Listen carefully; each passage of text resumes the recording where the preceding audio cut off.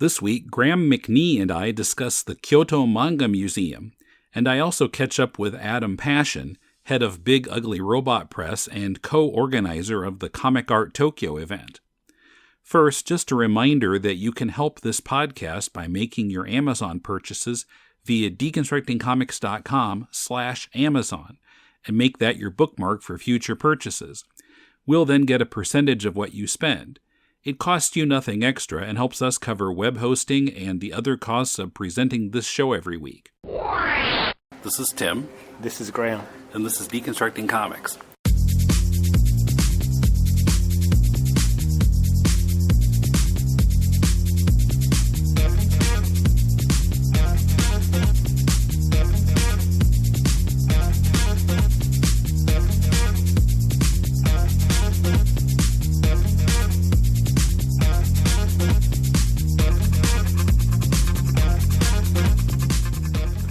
Welcome to Deconstructing Comics. This is Tim with Graeme McNee, who you've heard many times before on this show. We're in a coffee shop in Kobe, Japan, where he lives, and I'm kind of traveling around for a few days here. Now, it's probably going to be a few weeks before this goes up because I've got a glut of podcast content right now. Partly because I teach high school, and in March there isn't any school, and so I tend to put more work into the podcast during these break times. So you stack up like a big backload. Yeah, well, and then, I wasn't planning on it, but then other people contributed episodes kind of out of nowhere. They all came at once, like a bus. Yeah, so Kumar and Dana recorded an episode, and then Emmett Okuna recorded an episode. And then Kumar's friend Koom in Canada recorded 2 episodes. He got interviews at the Toronto Comic-Con. Cool. So we're recording this in March, and by the end of March, I'm expecting to have the first May episode recorded.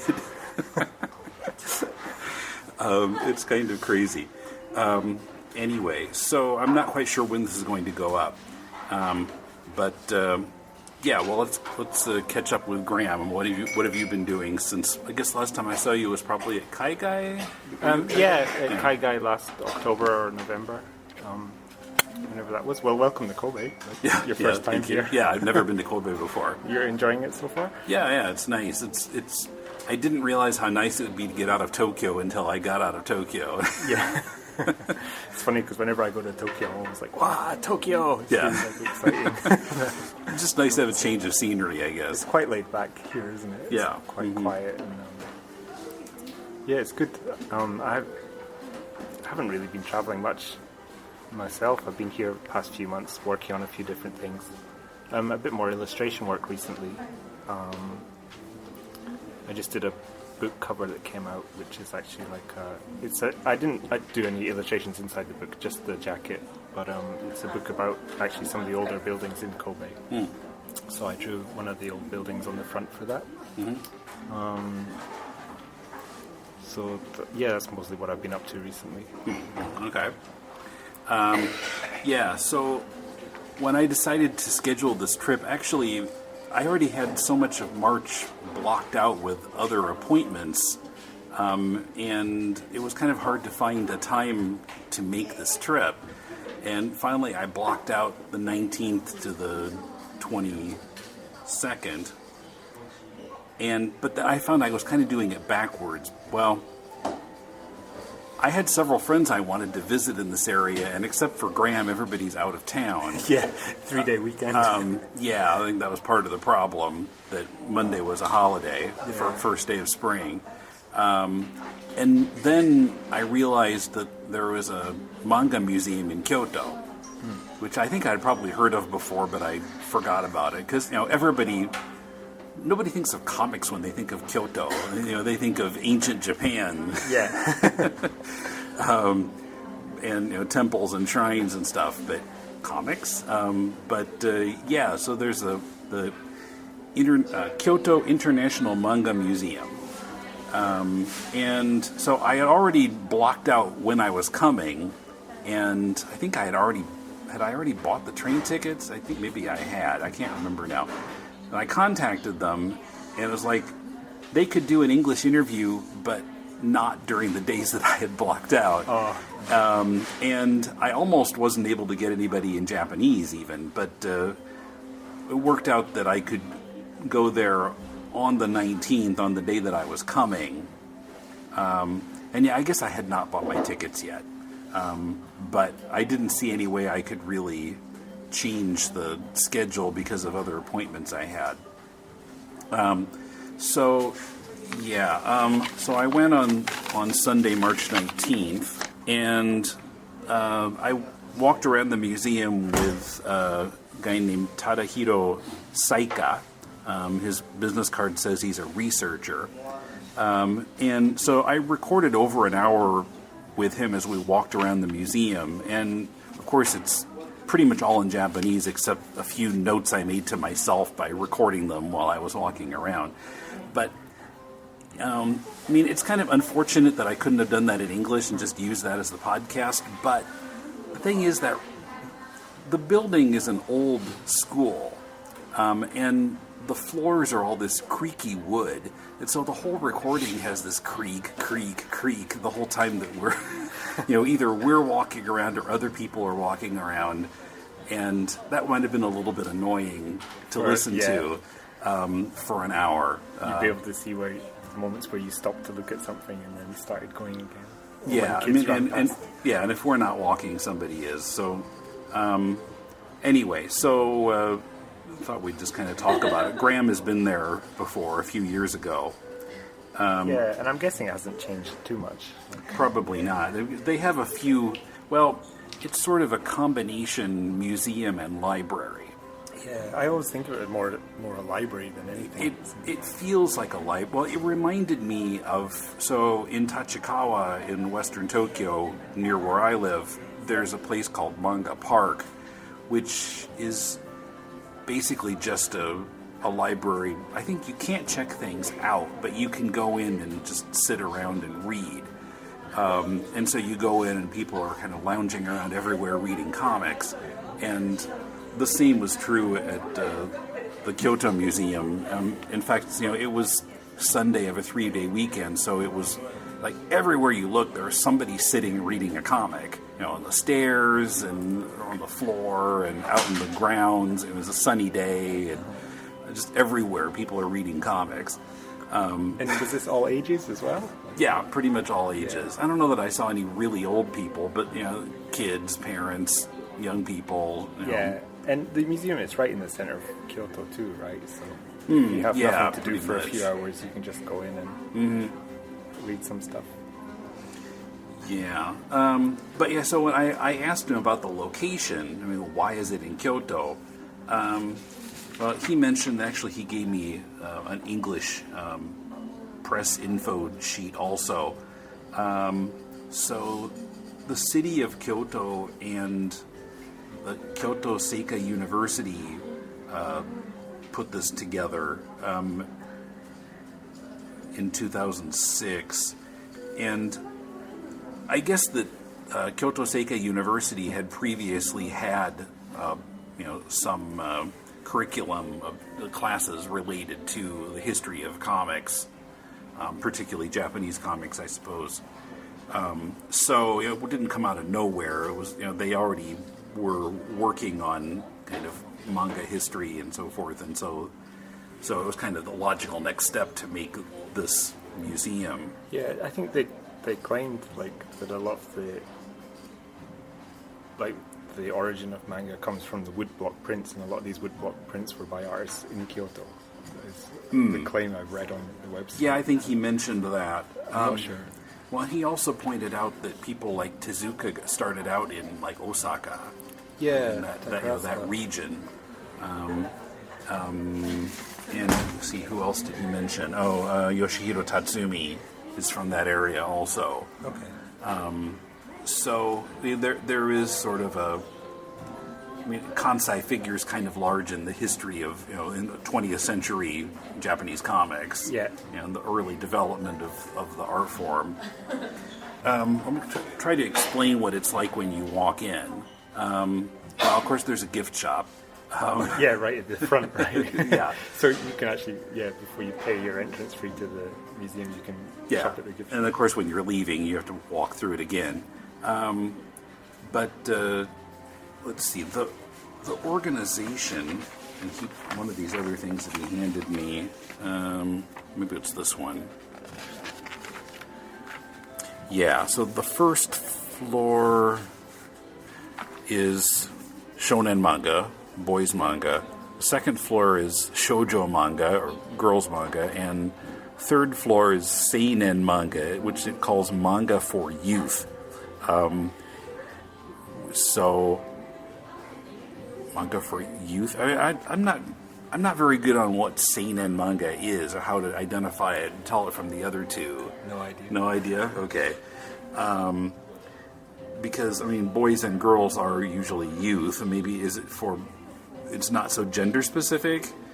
Although what he said to me was that it was like a little more mature. I think by youth maybe they mean like teenagers rather than like single digit age boys and girls. I see. And he pointed out it doesn't mean that it's porn. It just means that it's more mature themes, or not for such a young audience. On the third floor, and yeah, I remember like when you walk in on the first floor, like the first thing you see is just that whole wall of manga. Right. Yeah, the walls are just like these shelves up to the ceiling, full of, and it's comics collections, with the tankoban booklets of collections of a particular series as it appeared, in the magazines before. Yeah, and it's like that on pretty much every floor, isn't it? Mm-hmm. And it was like you'd see like a shelf that was labeled with a year, and the comics in that shelf would be series that started in that year. And I happened to single out 1994, and it had Meitante Conan, or Case Closed as it's known in America, and let's see, Yu-Gi-Oh! And Rurouni Kenshin were on that shelf because they started in 1994. Sounds like a good year. And some other series that I wasn't familiar with, but yeah, and it's just like that, dating back, decades. So you kind of track stuff down by genre and then by the year it started. And yeah, what they have in the museum are mostly the paperbacks, including some from other countries. It's not all Japanese. Well, in the entryway, just past the gift shop, they have like some Japanese comics translated into other languages, and then also some actual comics from other countries. I was a little surprised. I found an edition of Peanuts that was published. It was in like about the same shape as the Fantagraphics editions, but it wasn't from Fantagraphics. It was a different publisher. It came out like 2001, I think it was. So it was just a little bit before Fantagraphics picked it up. Was it English language? It was a regular English book, yeah, but just kind of fell in between Schultz's death and when Fantagraphics started publishing them. Yeah, maybe it was like a prototype or something, or like. Yeah, I don't know. I was found it. surprised to find that, but. Was there much? Because they call it Kyoto International Manga Museum. So when I first went there, I thought there was going to be manga from all over the world. But there are some. It's dominated by Japanese stuff, and part of that is just they don't have a big enough building for all of it. Well, and in fact, he was talking about how sometimes they just run out of space and they have to find ways to push it off on other people. He mentioned there were some other. Like 2 or 3 other places in Japan that are also like comics libraries or archives that they can hand off stuff to if they run out of room, just to make space for the flow of comics that's always coming out here. Yeah, I guess they have to add a new shelf every year.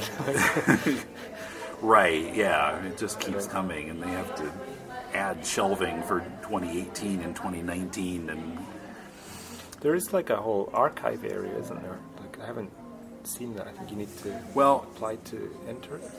So, being there as a reporter, I got to go down in the basement and look at some of the archival stuff that people generally get to go to. I think, I believe he said, well, he showed me, upstairs there was this archive room where they had books about comics, and I saw some in English, some English books about anime or about Japanese comics, or some of them I think were not about Japanese comics, but you can go there and request things from the stacks that they'll bring to you, but they don't normally let people, regular patrons go to the stacks. And I saw a lot of stuff in the stacks. They had like shelf after shelf of the magazines, the quote unquote phone book manga, the regular weekly magazines, dating back decades. And he said they were mostly stuff that had been donated by people. We looked at some from like the 60s and 70s, and there were some that were, like just new enough to have AKB48 in them, which is the girl band that kind of dominates the music scene here, even if people don't necessarily like them. It's the dirty old man market. But I think it was like 2007 or something. But then also there was another collection of there was a collection of like Western paperbacks, and I saw a lot of English stuff there. Some of it was translated manga, and some of it was Marvel and DC, and there was Peanuts, and there was Jim Woodring, and just kind of a cross section of Western comics. And then there were also the collections from like the 50s. In his mind, they weren't the same as tankobon because they were a little bit bigger and they were closer to what the Japanese publishing industry considers a book format rather than a tankobon format. So, I mean, to me, they just seemed like big tankobon, but in the Japanese publishing industry's mind, there's something completely different, I guess. They're books. Okay. But that was how they collected comic series in like the 50s. And all of those books had like a thin sheet of tissue paper wrapped around them. You could kind of see through it what the title was, but there's some protection to it. But then they also had a bunch of like these stacks of boxes that were maybe a little bit bigger than A4 size, and maybe about as deep as a ream of paper. And these were at least part of the collection of a manga researcher named Isao Shimizu. And I looked up a little bit more information about him. But he's written like literally 100 books about the history of comics in Japan. Is it all one series, or is it like different themes? I'm not sure exactly. Unfortunately, apparently none of it's been translated into English. I don't know if that's a good or a bad sign. Yeah, so I found this on archive.j-mediaarts.jp, the Japan Media Arts Festival archive. And in, let's see, this is 2015, Isao Shimizu got a special achievement award from this festival. And in the profile of him, it says he's currently working on his 100th book. So he was born in 1939, so he's he'd be 78 this year.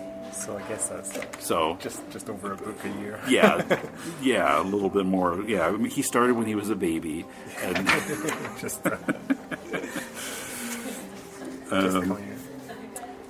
but yeah. So he's been a university lecturer and at several different universities apparently. I wonder if he's one of the professors that just has their students write the books and then he signs his name on the top of it. Well, that happens sometimes. It says he's presently, 2 years ago, a research advisor at the Kyoto International Manga Museum and chairman of, it's like French for the Society of Historical Relations between Japan and France.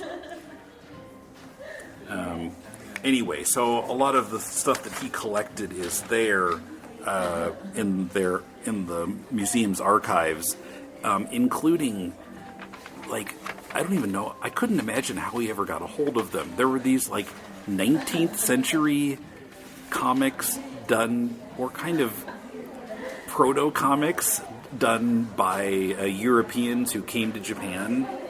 That sounds really interesting. And I got photos, which now the thing about the photos was that they were a little worried or concerned about the photos because, they have copyright concerns about some of the stuff. They were also worried about privacy of patrons, but I didn't get any patrons in my pictures, so that's not going to be a problem. Let's see. But these I should be able to put on the website. So this is the Japan Punch, following on from the British magazine Punch of the 19th century, which I think still exists. I think they still publish it. But yeah, this is dated 1883. Yokohama. May, done in Yokohama. So one of the port cities where like a lot of foreigners were coming in at that time. So it was kind of a satirical magazine. He mentioned caricature, although the Japanese word for caricature is it's katakana. It's directed from English, but I couldn't recognize it because of the way he was accenting the word. Caricature, he was saying, and I didn't understand still until today when I looked it up. Like, oh, caricature, okay. But so, I mean, at that point, people weren't really doing comics yet that had like recurring characters and stories and stuff like that. It was more kind of commentary on current events. Yeah. So there was that, and then there was this other French language magazine called Tobae that he had some issues of there. And this is a page from inside, a story about something that happened in real life, or based on something that happened in real life, with elephants who were brought to Japan. And the art on the elephants is pretty impressive. It is good, actually, yeah. And it's striking, like, just immediately how it totally looks European and not Japanese at all. Yeah, and the text is in Japanese, but I'm not sure that the illustrator was Japanese. It might have been a French illustrator. I'm not sure about that. Yeah. Interesting. I didn't know about those at all, actually, but it makes sense because we had there was other newspapers and stuff for the international community at that time. So. Yeah, and I guess that I didn't get to look at all the boxes, of course, but there were stacks and stacks of these boxes, and he said that they had like newspapers and stuff from those early days, late 19th, early 20th centuries. And I asked, like, where did Professor Shimizu get them? And he wasn't sure, but he suggested he might have been able to find them like in old bookstores. Yeah. And sometimes that sort of stuff does turn up. You do see occasionally in Japan, particularly like in the Kanda area of Tokyo, these like really, really old-looking bookstores, they have nothing that was published in the last 50 years, probably. And you wonder how they stay in business, but it's probably just like one guy who's running it by himself, and occasionally somebody comes in. Yeah. Maybe they're run as hobbies, I don't know, but maybe an establishment like that, he could have found. I guess it's when stuff. Maybe some elderly person passes away and the family's left with boxes of stuff that they don't really know what it is. Right, yeah, they might just donate it to somebody, like a university. Yeah, and then it ends up into a bookshop or something. Mm-hmm. Another impressive part of the regular museum where patrons can go, there's a room full of display cases of plaster casts of the hands of artists holding pens. And they're not all Japanese artists either. Well, they're all artists who have visited the museum. And in fact, they had the hand of Guarnido of Black Sad fame, who came to the same 2013, the same year that he came to Kaigai, and I got to interview him. He also stopped at the Kyoto Manga Museum, and they did the plaster cast of his hand. I know Moebius had an exhibition there a few years ago too, actually. Yeah, and so at that time they did this plaster cast of his hand. Let's see, what's the year on here? 2009. Okay. Yeah, so there's plaster cast of his hand with a pencil in it, and then a drawing that he did for the museum specifically. Yeah, he had a whole gallery show there, actually, in one of the exhibition halls. Yeah, so, and there were quite a few hands of European artists there, the people who had visited. Yeah. Are you interested in seeing the plaster cast hand of different artists? It felt a little creepy, to be honest. They cut off these people's hands and they put them in the museum. I'm not sure what we can learn from them. I guess we can see how... Well, the way he holds a pencil is pretty similar to... Yeah, I don't think we're going to pick up any, like, how can we draw like Moebius hints from looking at the hand, but it struck me as kind of a uniquely Japanese approach. Yeah, it'd be quite fun actually, maybe to take casts of the hand through one artist's different stages of his life to see how it develops that way.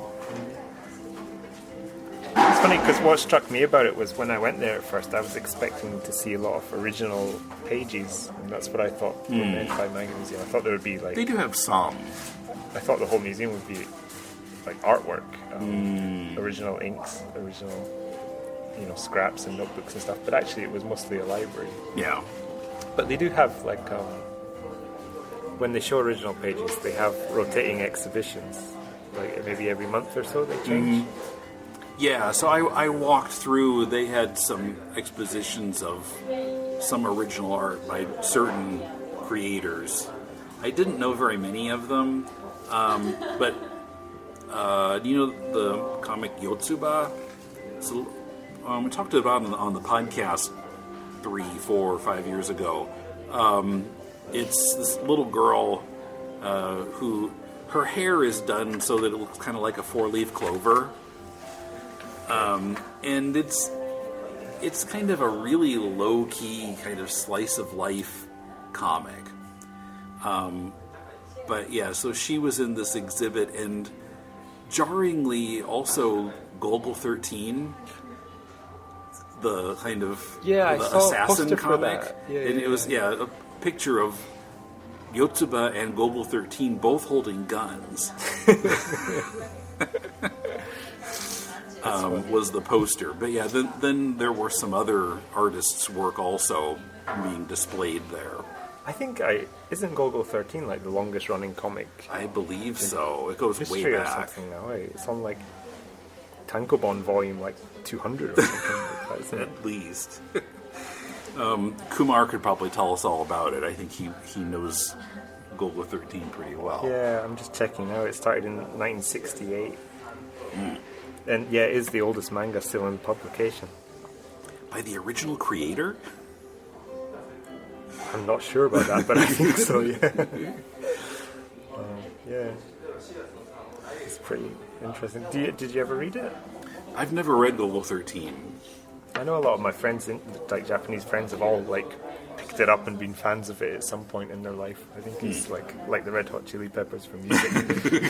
Like they've been going so long. Most people have listened to them at one point. Right, yeah. Well, I remember Chili Peppers. I remember hearing of them in the 80s. Yeah. It's kind of like a rite of passage. You don't really trust anyone unless they've got like a Chili Peppers record and a Golgo 13 book. But then they had a display. Well, they for some reason felt that they needed to explain what is manga. Was the way he explained it to me. So there were these several different displays there that were relating to this theme of what is manga. And one was about the flow of money in manga, and like, oh, that's the one I think I can remember. yeah, so it showed like, you know, while there was the process of making them, and then there was the process of how the money is distributed, and for the magazines, because, you know, the magazine has the work of a lot of different artists in it, by the time the money gets to the art, I mean, they literally symbolize it as an eyedropper. The money that the artist gets can fill an eyedropper. Of course, for the Tankoban, it's better because it's all one artist's work. Yeah. So they make 10% royalty on the book. Yeah. But, you know, that's where the I remember money is. that display left a big impression. The reality of Not quitting my day job. Coming up, comics that go against the fundamental principles, including one that I had never thought of as groundbreaking. Also, Adam Pasion on Big Ugly Robot, which just published a book by our friend in Guam, Carla Carino. But first, help Deconstructing Comics, Critiquing Comics, and To the Bat Poles move up to bigger and better things. Pledge a few bucks a month via Patreon at patreon.com/deconcomics. And if you haven't done that yet, I'm interested in knowing why.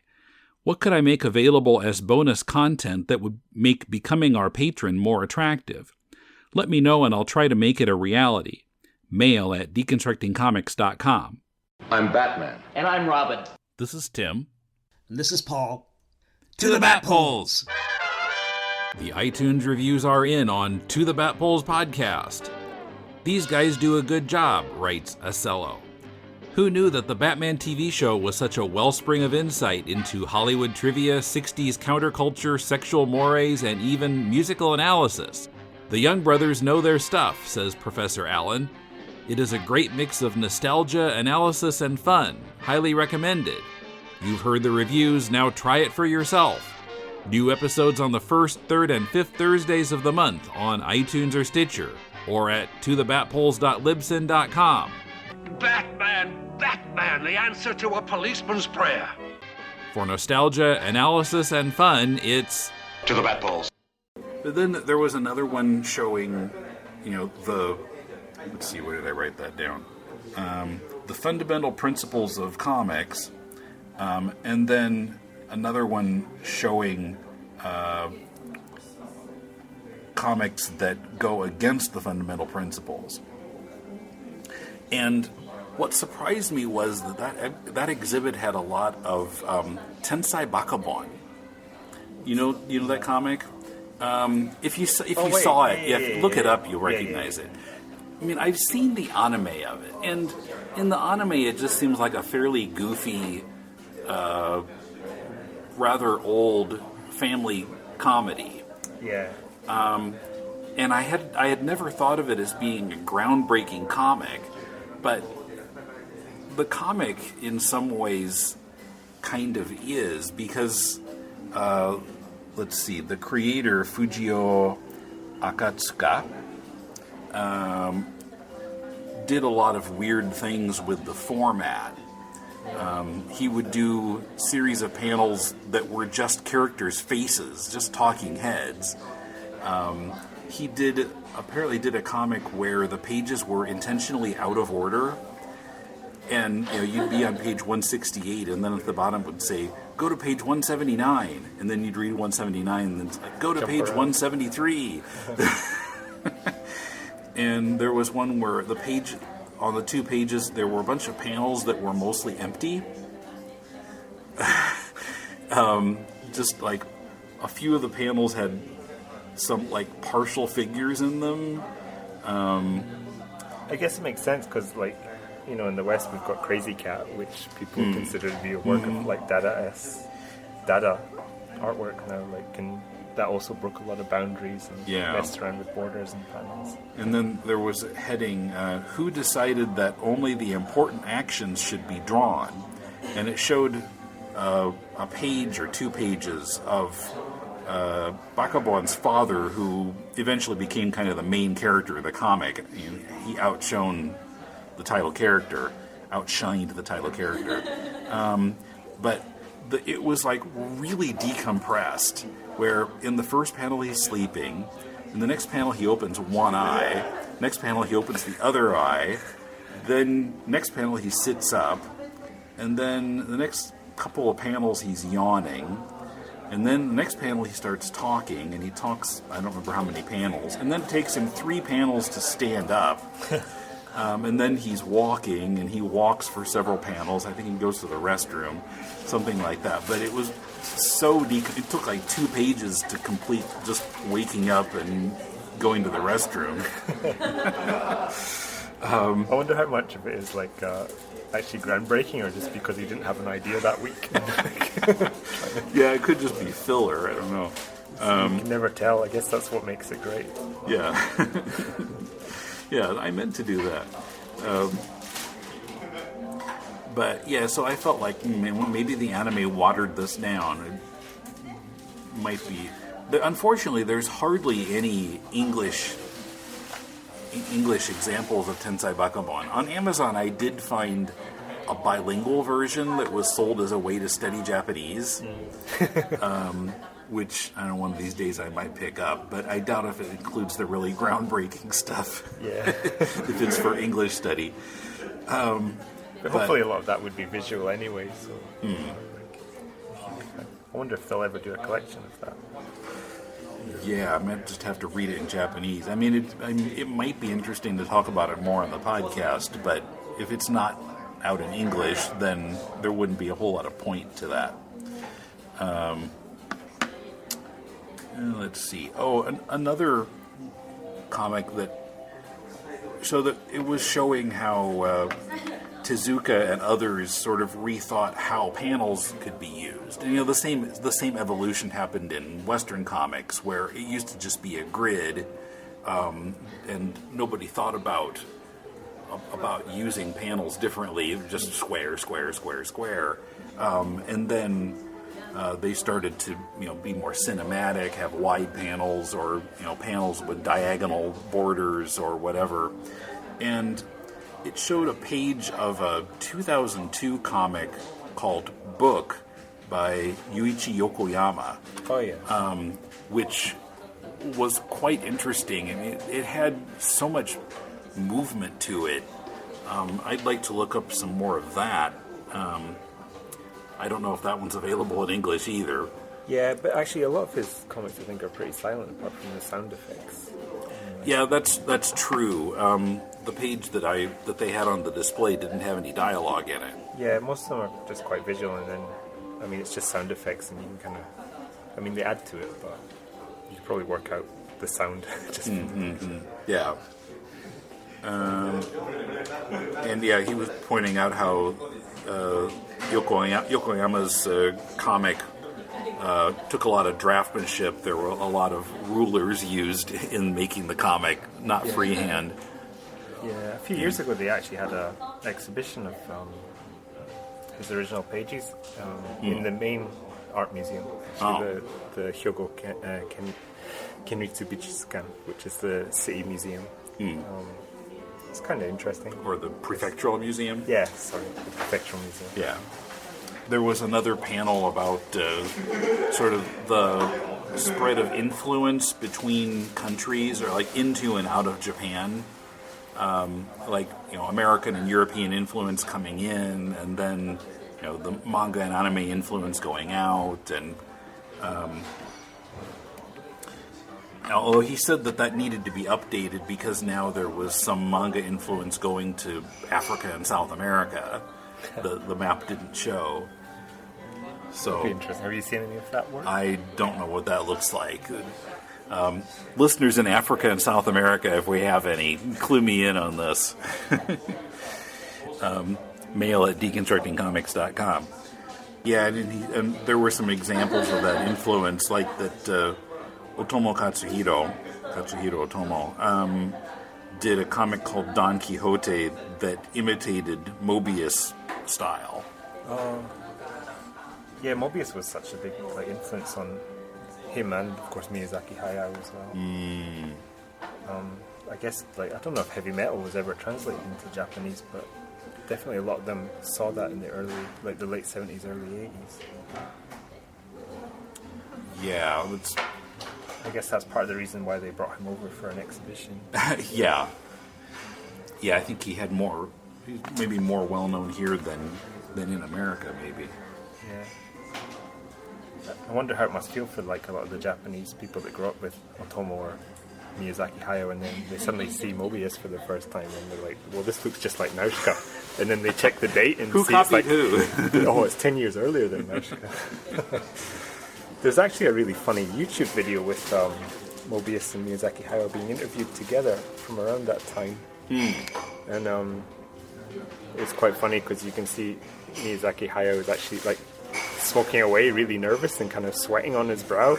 And he's saying how at that time in Japan nobody was drawing comics in the European way. That's how he says it, the European way. But of course Moebius is right next to him and he doesn't have any of it. And I think he actually even says pretty direct, what do you mean European way? Don't you mean my way? It's pretty funny. Might be remembering it better than it actually was, but you can look it up. It's quite funny to see him sweating. Even Matsumoto Taiyo has big Moebius kind of influence work as well. And then they also had a display showing that the development of comics. In Japan, starting out with, there was a replica of that Japan Punch that I later saw the original of in the basement, and then showing how it became more kind of story-oriented comics, and then magazines started coming out in the 50s, and they were of course aimed at kids mainly then, and a lot of sports-themed stuff. Yeah, when I went, it was a big exhibition of sports manga. And several of the long-running series, their first issues had sports, photos of sports figures on the covers, baseball or sumo. Generally posing with a little boy. Yeah. The athlete and the budding athlete.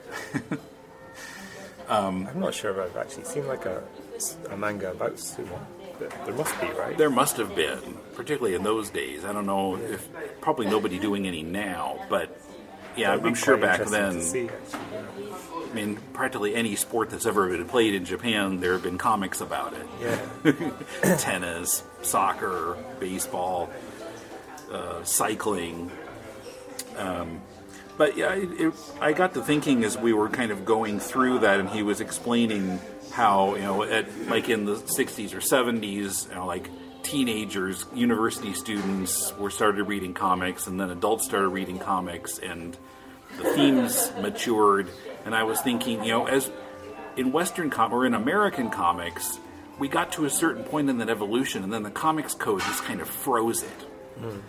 And comics were largely kind of stuck at least mainstream comics were stuck at that point for quite a while. There were underground comics that kind of worked around that. Kind of on the margins, there were more mature comics, but it took a while it took longer than it should have otherwise to get, a regular commercialization of more mature comics compared to Japan, or compared to Europe for sure. like I said, at this point, I'm not sure which photos I'm going to be able to put on the website, but I'm sure there will be some, and I might have to write up somewhat of an explanation of this. I'm going through. I'm most of the way through listening to the interview in Japanese, and some of it is still a little hard for me to catch. Yes. You know, I got his basic idea most of the time, but when it's so specific, like vocabulary. yes. Related. So, yeah, I might. Oh, no, anyway, there'll be something on the website. Let's put it that way. But yeah. So. But you enjoyed your time there. Right? Yeah, it was pretty interesting. In the lobby area, there's this huge figure on the wall of the Phoenix from the Tezuka comic.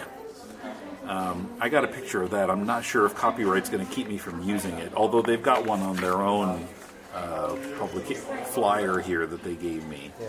I think I remember reading that model was maybe built using wood from Kyoto or something like that, or materials from Kyoto, so it was quite like a local project. But although the photo on their flyer has a copyright Tezuka Productions on it, so I'll also link to their site, and you can probably see there might be a picture of it on their website. Do you recommend it's worth going for someone that maybe is here traveling and has no real understanding of Japanese? Do you think? Yeah, I think so. There is some English on the exhibits. You can catch up, figure out what they're about, and there are some English language comics there. And if you go on the weekend, at least, there'll be sometimes like little workshops, or there'll be a guy who will draw your portrait.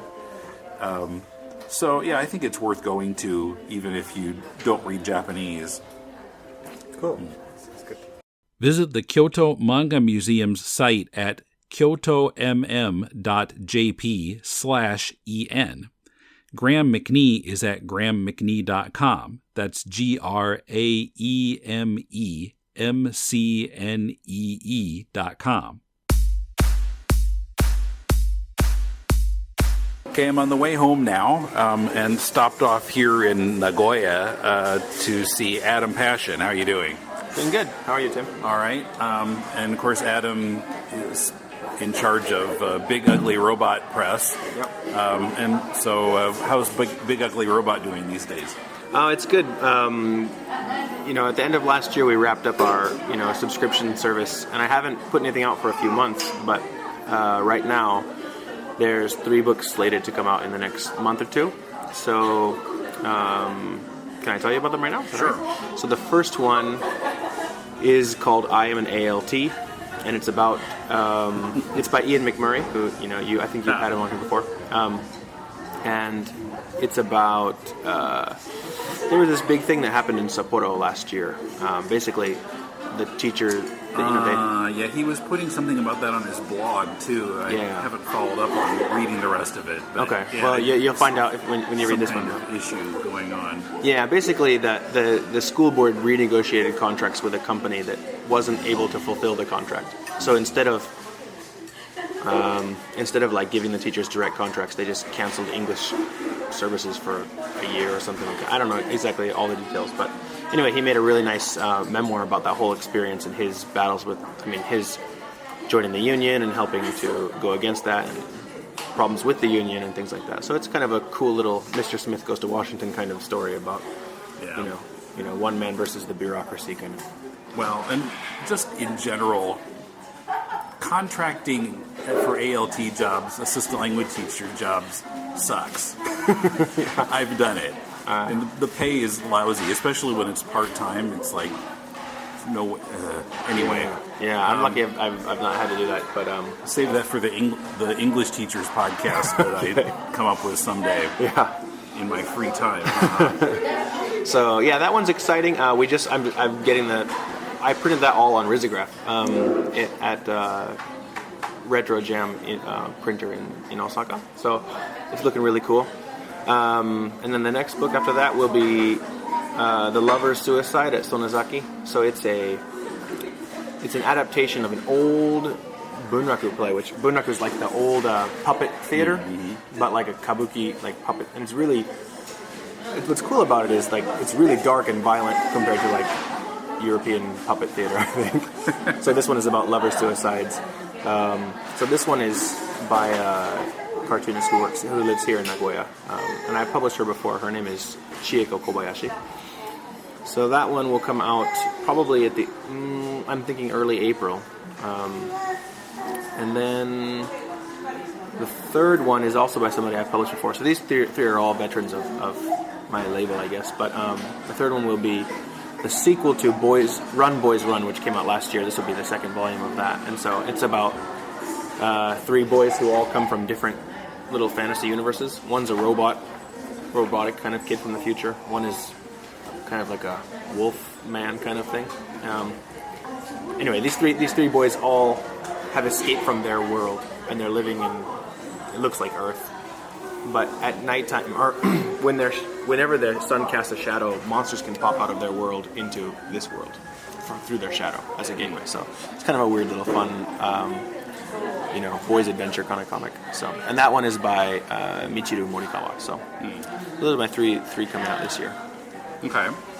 And now we were talking a little bit ago about Carlo in Guam. Yeah. I'm blanking on his last name right Carlo now. Carreño? Yeah. Carreño, yeah. Because he was on our podcast way back in 2010. Yeah. And you published a book of his last year. Yeah, that's right. Yeah. What was that about?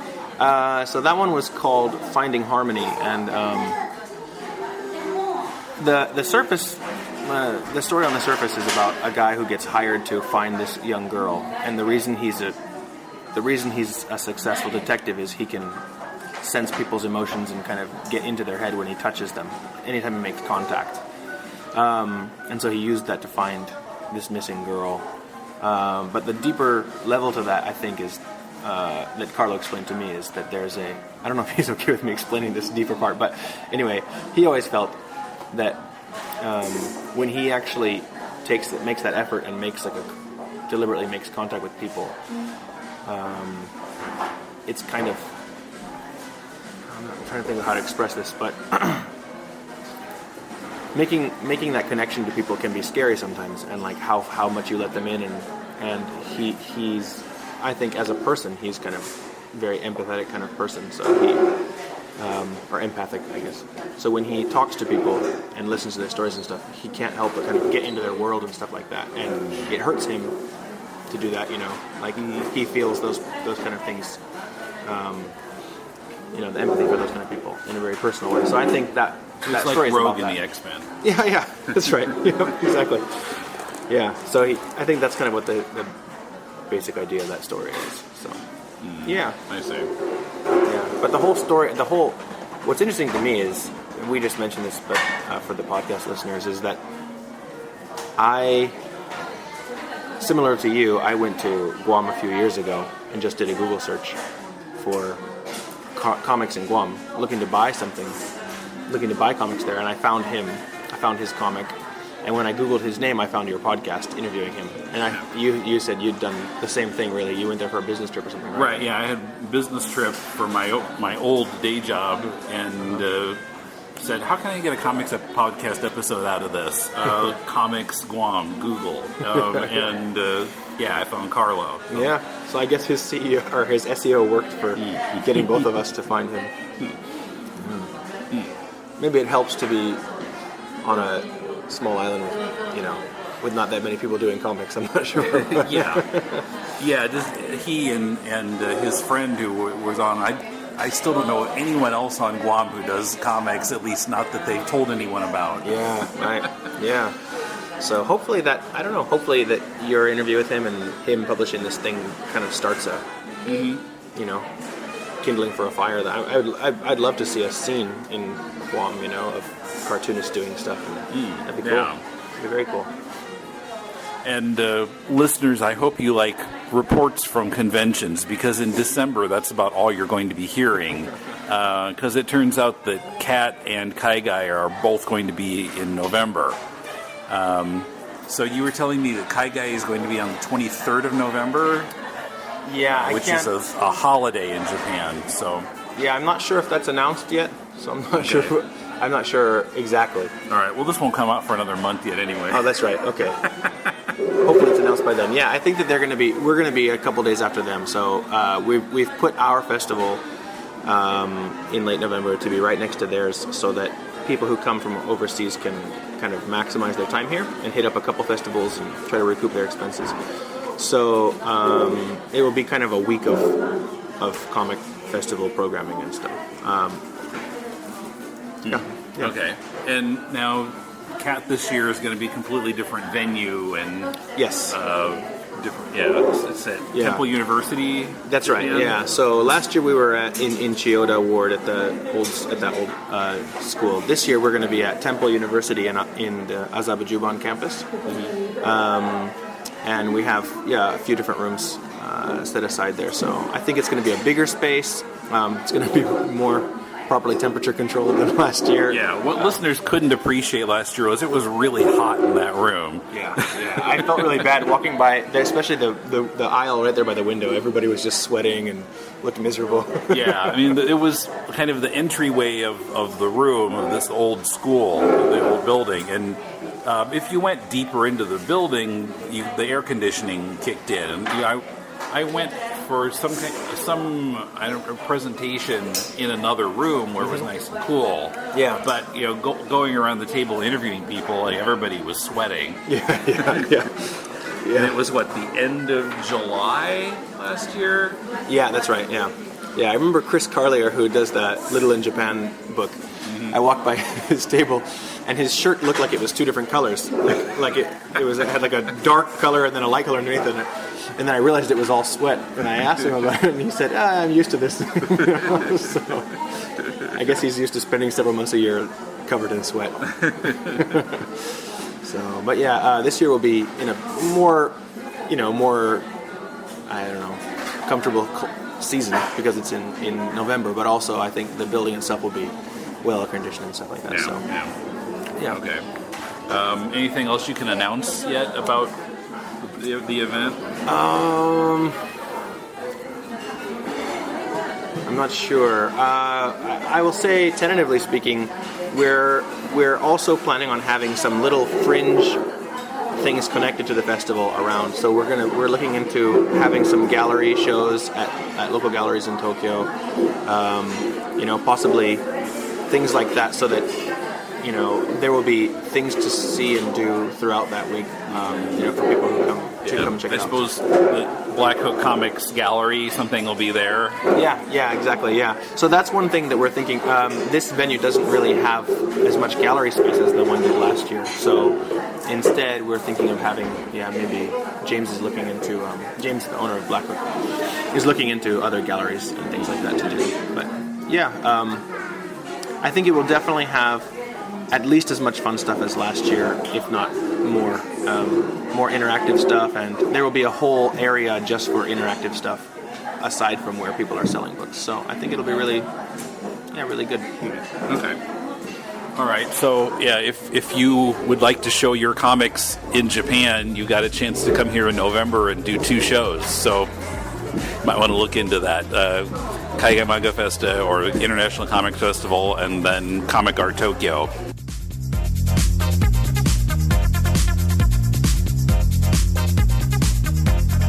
See Big Ugly Robot's recent publications at biguglyrobot.com. You can write us at mail@deconstructingcomics.com or look up Deconstructing Comics on Patreon, Twitter, Facebook, and YouTube. All our social media links can be found on the right sidebar at deconstructingcomics.com. Also, please give us a review on iTunes or Stitcher. Our theme is from bensound.com. If you're looking for some constructive feedback on your comic, send it to us and Mulele and I will critique it on our spin-off podcast, Critiquing Comics. Send it to mail@deconstructingcomics.com. We'll read at least 30 pages of it and critique it on the show. Critiquing Comics comes out on the 2nd and 4th Thursdays of the month, right here in this podcast feed. This Thursday on To the Bat Polls, we dig into an early draft of the script for Julie Newmar's first appearance as the Catwoman, the perfect crime and better luck next time. As always with these scripts, it tells us a lot about the making of the show, what ideas were put in and which ones were left out. Look up To the Bat Poles wherever you find your podcasts or at tothebatpoles.libsyn.com. About once a month, you hear an ad on our show for the Shortbox Showcase podcast. It's actually one of several shows put out by the Relatively Geeky Podcast Network, but all of them feature Professor Allen and/or his daughter Emily. Next week, we're crossing over with Relatively Geeky. I'll be in an upcoming episode of their show, and you'll hear them here next week talking about Volume 1 of the recent Power Man and Iron Fist series, plus how they got into comics and into podcasting and much more. So be here next week. Till then, this is Tim, and thanks for listening to Deconstructing Comics.